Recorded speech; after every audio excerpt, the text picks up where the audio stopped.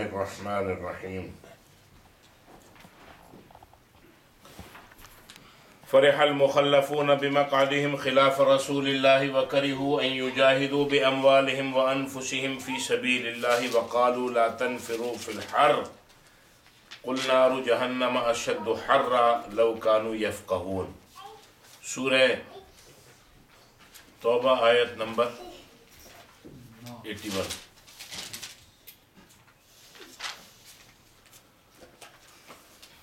نو 81 بڑی مشکل سے تو 9 سے نکل کے 81 تک پہنچے، آپ پھر 9 پہ لے کے سورہ نمبر 9 ہے۔ ہاں سورت نمبر آیت نمبر 81۔ اور یہ تذکرہ جو ہے یہ چل رہا ہے منافقین کا۔ حضور علیہ الصلوۃ والسلام نے منافقین سے کہا تھا کہ چلیں، بجائے اس کے کہ اللہ اور اس کے رسول کی آواز پہ لبیک کہنے کے، ان کی بات ماننے کے ایکسکیوزز پیش کرنا شروع کر دیے۔ انہی کو اللہ تبارک و تعالی بیان فرما رہے ہیں آگے تک۔ فرح المخلفون بمقعدہم خلاف رسول اللہ، رسول اللہ کے رسول کے جانے کے بعد پیچھے رہ جانے والے اپنے بیٹھے رہنے پہ خوش ہو گئے۔ کہاں جانے کے بعد؟ رسول اللہ صلی اللہ علیہ وآلہ وسلم کے تبوک جانے کے بعد جو پیچھے رہ گئے تھے وہ اپنے بیٹھے رہنے پہ خوش ہو گئے۔ کیوں خوش ہو گئے؟ کہ جان چھوٹ گئی۔ وَكَرِهُوا أَن يُجَاهِدُوا بِأَمْوَالِهِمْ وَأَنفُسِهِمْ فِي سَبِيلِ اللَّهِ، اور اللہ کی راہ میں اپنے مال اور جان سے لڑنا یعنی جہاد کرنا ان کے لیے ناگوار ہوا، ناگوار گزرا، ناپسند ہوا۔ وقالوا، اور کہنے لگے، لا تنفروا فی الحر، تم گرمی میں مت نکلو۔ ایک دوسرے کو کہنے لگے گرمی ہے، گرمی میں مت نکلو۔ قل، اللہ نے فرمایا حضور سے آپ فرما دیجئے، نار جہنم اشد حرا، جہنم کی آگ تو اس سے بھی زیادہ سخت ہے۔ یہ جو تم موسم کی سختی کی، گرمی کی بات کر رہے ہو کہ اللہ اور اس کے رسول نے آواز دی تب بھی باہر نہ نکلو، کیوں؟ کہ گرمی ہے۔ نار جہنم اشد حرا، ان کو بتا دیں کہ جہنم کی آگ اس سے بھی زیادہ سخت ہے، گرم ہے۔ لو کانوا یفقہون، کاش یہ بات ان کی سمجھ میں آ جائے۔ یعنی اس آیت میں یہ آیتیں جو ہیں یہ ان منافقین کی مذمت میں نازل ہوئی ہیں جو غزوہ تبوک میں رسول اللہ صلی اللہ علیہ وسلم کے بلانے کے باوجود رسول اللہ کے ساتھ اور صحابہ کرام کے ساتھ نہیں گئے تھے بلکہ گھر میں بیٹھے رہے تھے، اور جن کو اللہ کی راستے میں، اللہ کی راہ میں نکلنا دشوار ہوا تھا۔ بعض منافقین نے یہ بہانہ پیش کیا کہ شدید گرمی ہے، نہ نکلو، کیونکہ غزوہ تبوک کے لیے جس طرف روانگی ہے وہاں بڑی سخت گرمی ہے۔ جیسے جیسے آگے بڑھتے جائیں گے گرمی بڑھتی جائے گی۔ بعض نے کہا رومیوں کے ساتھ مقابلہ ہے، ہم کمزور ہیں، رومی بڑے سخت ہیں، روم کے لوگ۔ بعض نے کہا اس وقت پھل اور فصل پک چکی ہے، اور جب کسان کی فصل پکی ہو اور پھل تیار ہو تو اس کو اس پوری کائنات میں سب سے بہتر چیز جو ہے نا وہ یہی اچھی لگتی ہے، پکے ہوئے پھل لگے ہوئے ہیں، اس کو اتارنا ہے، چھالیاں اتارنا ہے، کیلے اتارنے ہیں۔ ہاں چھالیاں لگی ہوئی تھی نا جب اس سیزن میں گئے تھے تو یہ اس کو خوبصورت معلوم دیتا ہے۔ تو اب انہوں نے کہا کہ بھائی نہیں نکلے، اور تبوک کا سفر جو ہے طویل تھا اور تکلیف دہ تھا، اس لیے منافق مصنوعی عذر یعنی بہانے بنا کے مدینہ منورہ میں رہ گئے تھے۔ اللہ نے فرمایا تم گرمی کی وجہ سے اللہ کے رسول کا حکم ماننے سے انکار کر رہے ہو، اس لیے جہنم کو تمہارا ٹھکانہ بنا دیا گیا ہے، اور وہ جہنم جس کی گرمی اس گرمی سے زیادہ ہے، گرم ہے، اور رسول اللہ صلی اللہ علیہ وسلم کی مخالفت کی سزا میں ان کو دوزخ کی گرمی اور سختی دونوں برداشت کرنی اور سہنی پڑیں گی، جس کے آگے دنیا کی گرمی اور دنیا کے موسم کی شدت کی کوئی حیثیت نہیں۔ ہارون الرشید खलीफा के ज़माने में एक बड़े मुहद्दिस और नहवी इमाम थे, उनका नाम था हज़रत इस्माईल रहमतुल्लाह अलैह। मक्का में थे, गर्मी शदीद थी, तो उन्होंने ये सोचा कि मक्का में गर्मी बहुत शदीद है, ताइफ का मौसम जो है बड़ा खुशगवार है, ठंडक है वहाँ, रमज़ान ताइफ में गुजार के फिर वापस आता हूँ। तो निकले मक्का से ताइफ जाने के लिए, रास्ते में रुके तो वहाँ एक बद्दू से मुलाकात हो गई, देहाती से। वो ताइफ से आ रहा था, तो गुफ्तगू हुई इमाम साहब के साथ, इमाम इस्माईल रहमतुल्लाह अलैह के साथ। पूछा, भाई हजरत बुजुर्गवार इमाम साहब, आप कहाँ तशरीफ़ ले जा रहे हैं? कहा ताइफ जा रहा हूँ। फरमाया कैसे जा रहे हैं ताइफ? कहले मक्का में गर्मी चूँकि बहुत है, तो सोचा ये कि मैं रमज़ान ताइफ में गुजार लूँ। उन्होंने बोला तुम कहाँ जा रहे हो? उसने कहा हाँ गर्मी बहुत ज़्यादा है, तो मैं भी मक्के जा रहा हूँ गर्मी गुजारने के लिए, रमज़ान गुजारने के लिए। कहा तुम तो ताइफ से आ रहे हो, ताइफ का मौसम तो ठंडा है।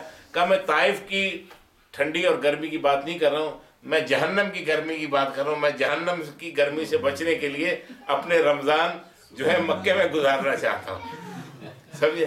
तो इमाम साहब ने कहा तुमने मेरी आँख खोल दी।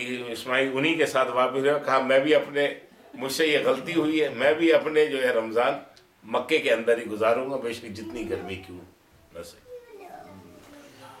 तो मुनाफिकीन जो थे उन्होंने तो बहाने बनाए। अबू खुसैमा रज़ी अल्लाह ताला अन्हु नबी पाक सल्लल्लाहु अलैहि वसल्लम के एक सहाबी हैं, उनका भी इसी ज़माने का बड़ा मशहूर वाक़या है। नबी पाक सल्लल्लाहु अलैहि वसल्लम जब सहाबा के साथ ग़ज़वा तबूक के लिए तशरीफ़ ले गए, तो अबू खुसैमा रज़ी अल्लाह अन्हु किसी वजह से जंग के लिए, उस ग़ज़वे के लिए नबी पाक सल्लल्लाहु अलैहि वसल्लम के साथ न जा सके। गर्मी के तो दिन थे ही, उनके 2 बाग थे बड़े सरसब्ज़ व शादाब, और बीवियां भी उनकी 2 अदद थीं। अब गर्मी थी तो उनकी बेगमात ने यह सोचा कि भाई बड़े साहब अब तशरीफ़ लाएंगे, तो उन्होंने अपने अपने बागात के अंदर जो रहाइश गाहें थीं उनको अच्छी तरह सजाया, सुराही में ठंडा पानी करके रखा पहले से इंतज़ाम, और दोनों बीवियों ने उम्दा खाने उनके लिए पकाए कि भाई कुछ वहाँ खाएंगे, कुछ यहाँ खाएंगे, कुछ वक्त उसके साथ गुजारेंगे, और उनके लिए राहत और आराम का बंदोबस्त किया। हज़रत अबू खुसैमा रज़ी अल्लाह ताला अन्हु जब अपने काम काज से फारिग होकर उन बागात के अंदर दाखिल हुए और अपनी बेगमात के पास पहुँचे, देखा एक ने अपना यहाँ सजा रखा है, दूसरी ने अपनी तरफ सजा रखा है, तो वहाँ खड़े रहे, 1-2 मिनट खड़े रहे और कहा कि ये ठंडा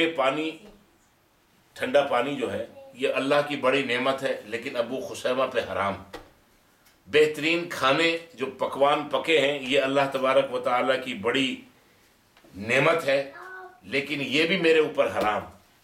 और सजी सजाई औरतें, खूबसूरत बीवियां अगर हों, एक छोड़ 2-2 हों, तो वो किसको अच्छी नहीं लगती, लेकिन ये भी मैं अपने ऊपर हराम इसलिए समझता हूँ कि मैं यहाँ ठंडे पानी पीऊँ, बेहतरीन खाने खाऊँ, अपनी औरतों के साथ गपशप लगाऊँ, उनके साथ बैठूँ, और अल्लाह के नबी सल्लल्लाहु अलैहि वसल्लम उधर तबूक के ग़ज़वे में गर्मी के अंदर अपने साथियों के साथ रेत पे बैठे हों और गर्मी में जल रहे हों, तो मेरे ऊपर ये सब चीज़ें हराम है उस वक़्त तक कि जब तक मैं नबी पाक सल्लल्लाहु अलैहि वसल्लम के चेहरे का दीदार न करूं। उसी वक्त एक तेज़ तरीन सवारी पकड़ी और सीधे तबूक की तरफ रवाना हो गए। नबी पाक सल्लल्लाहु अलैहि वसल्लम के पास पेश हो गए और कहा कि जिस मसरूफियत की बुनियाद पर भी मैं फौरी तौर पे आपके साथ ना आ सका, मैं उस पर आपसे माजरत ख्वाह हूँ। अब मैं आ गया हूँ, जो हुक्म मेरे लिए हो, जिस मैदान में जो जिम्मेदारी आपको मेरे ऊपर लगानी है लगाइए, आपका हुक्म मेरे सर आगो। तो ये है सही मोमिन जो हुजूर का सहाबी है उसका किरदार, और मुनाफिकीन का किरदार ये है कि जब हुजूर ने कहा चलो तो कहने लगे नहीं, हम नहीं जा सकते। इसीलिए हम कहते हैं कि सहाबा जो है वो मेयार हक है। सहाबा के नक्श कदम पे चलना गोया हुजूर के नक्श कदम पे चलना है। اللہ تعالیٰ ہم سب کو صحابہ کے ساتھ محبت بھی عطا فرمائے اور ان کے نقش قدم پر چلنے کی بھی توفیق عطا فرمائے. آگے چل کے قرآن خود صحابہ کی تعریف کرتا ہے. اب ان کے لیے اللہ فرما رہے ہیں فَلْيَضْحَكُوا قَلِيلًا وَلْيَبْكُوا كَثِيرًا، وہ تھوڑا سا ہنس لیں. اچھا، جب منافقین یہ تھے حضور صلی اللہ علیہ وسلم کے پاس آتے تھے اور اپنا جھوٹا ایکسکیوز بیان کرتے تھے کہ جی ہم اس وجہ سے نہیں جا رہے، بیگم بہت بیمار ہے، اس کے پاؤں دبانے ہیں، اس کی خدمت کرنی ہے، اس کی کمر میں تکلیف ہے، ٹائیگر بام لگانا ہے اس کی کمر میں. حضور نے فرمایا جاؤ. اب میں کہتا ہوں نکلو اور اللہ کہہ رہا ہے نکلو، اور تم اپنے بیوی بچوں کے جھوٹے سچے ایکسکیوزز پیش کر رہے ہو. رہنا ہے تو رہو. تو وہ یہ سمجھتے تھے جیسے نعوذ باللہ انہوں نے حضور کو بیوقوف بنا لیا اور باہر نکل کے ہنستے تھے. دیکھا کیسے حضور کے سامنے، یہ اللہ کے اگر سچے پیغمبر ہوتے تو ان کو پتہ چل جاتا، کیسے ہم نے ان کو بیوقوف بنایا. نعوذ باللہ ہنستے تھے، مذاق اڑاتے تھے. اللہ اسی کو بیان فرما رہے ہیں فَلْيَضْحَكُوا قَلِيلًا، وہ تھوڑا سا ہنس لیں. وَلْيَبْكُوا كَثِيرًا، ان کو رونا بہت زیادہ ہے. ابھی تو ہنس لیں لیکن ان کے قسمت میں رونا بہت زیادہ ہے. کیوں روئیں گے؟ جزاء بما كانوا يكسبون، ان کاموں کے بدلے میں وہ جو کر رہے ہیں، جو غلط حرکتیں کر رہے ہیں. اس میں امام راضی رحمۃ اللہ علیہ فرماتے ہیں اس آیت میں امر کے صیغے ہیں. امر یعنی ہنسو، تمہیں رونا پڑے گا، لیکن یہ امر بمعنی خبر کے ہے.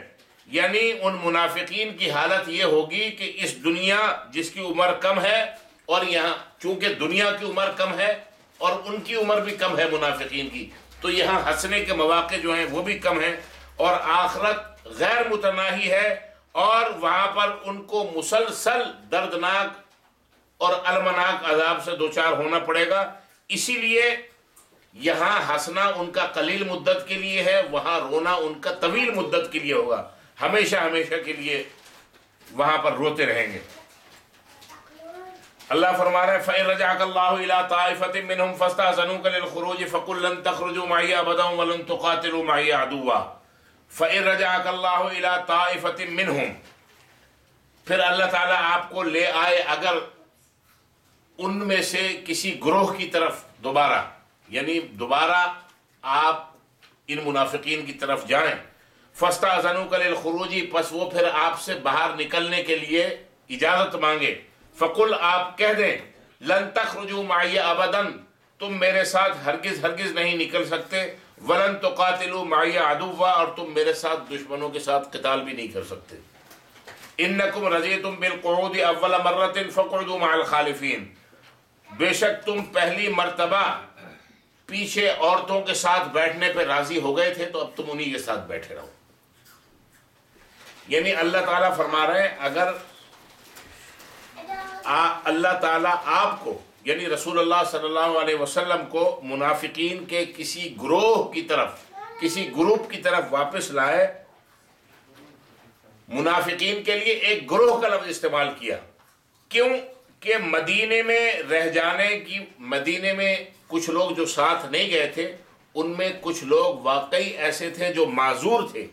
کیا معذوری تھی، کس وجہ سے نہیں جا سکتے تھے، اس کا ذکر آگے آ رہا ہے.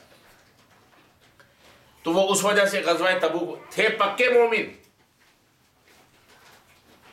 لیکن وہ پیچھے رہ گئے، وہ جا نہیں سکے. کیوں جا نہیں سکے اس کی تفصیل آگے آیت میں آ رہی ہے. تو اللہ رب العزت نے رسول اللہ صلی اللہ علیہ وسلم سے یہ فرمایا کہ اب اگر یہ پہلے تو آپ کے بلانے پہ یہ آپ کے ساتھ نہیں گئے، سمجھ بات آ رہی ہے. اب اگر یہ خود کہیں کہ ہم آپ کے ساتھ چلیں گے تو آپ ان سے کہہ دیں کہ نہیں، اب عورتوں کے ساتھ بیٹھے رہو، تمہارا کام یہی ہے.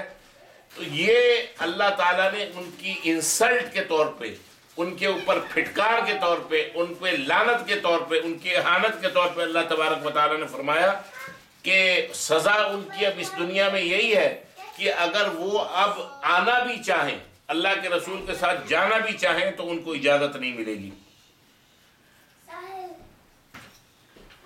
اب ایک سوال یہاں پر یہ پیدا ہوتا ہے، جب حضور رسول اللہ صلی اللہ علیہ وسلم کو یہ پتہ تھا کہ یہ منافقین ہیں، یہ زبان سے مسلمان ہیں لیکن دل سے کافر ہیں، اور رسول اللہ صلی اللہ علیہ وسلم کے پاس وہ آ کے بیٹھتے بھی تھے،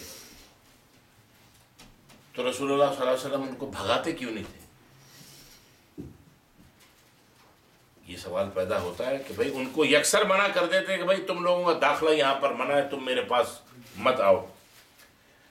اس کی ایک وجہ یہ ہے کہ منافقین کے ظاہری اعمال، مثلا کلمہ طیبہ پڑھنا، کلمہ شہادت پڑھنا، نماز ادا کرنا، روزے رکھنا، حج کے موقع پہ حج ادا کرنا اور پھر زکوٰۃ دینا، یہ ان کے ظاہری اعمال تھے، اور رسول اللہ صلی اللہ علیہ وسلم کے ہاں ظاہری اعمال مقبول تھے، اللہ تعالیٰ کے یہاں نامقبول تھے۔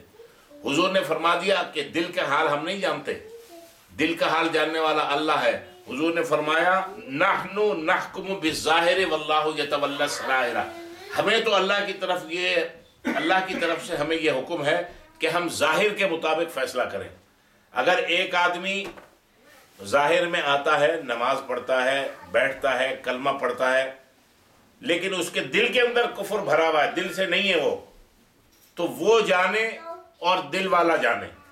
ہم تو ظاہر کے مطابق فیصلہ کریں گے، ہم اس کو نہیں اٹھائیں گے، حالانکہ حضور کو پتہ بھی تھا یہ منافق ہے، لیکن چونکہ ظاہری طور پہ زبان سے کلمہ ادا کر رہا ہے، نماز پڑھ رہا ہے ساتھ کھڑے ہو کے، تو حضور نے فرمایا ہم تو ظاہر کے مطابق فیصلہ کریں گے، دل کا حال ہم جاننے والے نہیں ہیں۔ اسی لیے حضور علیہ الصلوۃ والسلام نے حضرت علی سے پوچھا تھا، جب ایک غزوے میں حضرت علی نے ایک کافر کو پکڑا اور اس کو قتل کرنا چاہا تو اس نے فوراً کلمہ پڑھ لیا۔ حضرت علی نے پھر بھی اس کو قتل کر دیا۔ جب یہ بات حضور صلی اللہ علیہ وسلم کے پاس پہنچی تو حضور نے پوچھا کہ بھائی جب اس نے کلمہ پڑھ لیا تھا تو آپ نے پھر اس کے اوپر تلوار کیوں؟ حضرت علی نے فرمایا لڑائی ہو رہی تھی، غزوے میں تھے، اس نے تو جان بچانے کے لیے کلمہ پڑھا تھا۔ حضور نے فرمایا حلا شققت قلبہ، کیا تم نے اس کا دل چیر کے دیکھا تھا کہ اس نے جان بچانے کے لیے پڑھا تھا یا دل؟ حالانکہ ظاہری طور پہ اگر دیکھا جائے تو جان بچانے کے لیے ہی پڑھا تھا، لیکن حضور صلی اللہ علیہ وسلم نے فرمایا جب اس نے پڑھ لیا تھا تو تمہیں اب ظاہر کے مطابق فیصلہ، دل سے نہیں پڑھا تھا، دل سے پڑھا تھا، خوف سے پڑھ لیا تھا، جان بچانے کے لیے پڑھ رہا تھا، یہ تمہارا مسئلہ نہیں، یہ دل کا معاملہ، کلمے کا معاملہ، اور دل والا اور کلمے والا جو ہے۔ تو حضور صلی اللہ علیہ وسلم نے فرمایا کہ ہم منافقین کو اپنی مجلس سے اسی لیے نہیں اٹھاتے کہ ہم ظاہر کے مطابق فیصلہ کرتے ہیں، دل کو چیرنا پھاڑنا ہمارا کام نہیں ہے، کیونکہ ہدایت کا منبع ہے دل، اور ہدایت اللہ تبارک و تعالیٰ سے حاصل ہوتی ہے، اور ہدایت اللہ کے خزانوں میں سے سب سے قیمتی چیز ہے، اور وہ اللہ کی طرف سے، اسی لیے اللہ ہی سے تو کہتے ہیں اہدنا الصراط المستقیم۔ تو لہذا ہم ظاہر کے فیصلہ کرتے ہیں، دل کو چیک کرنے میں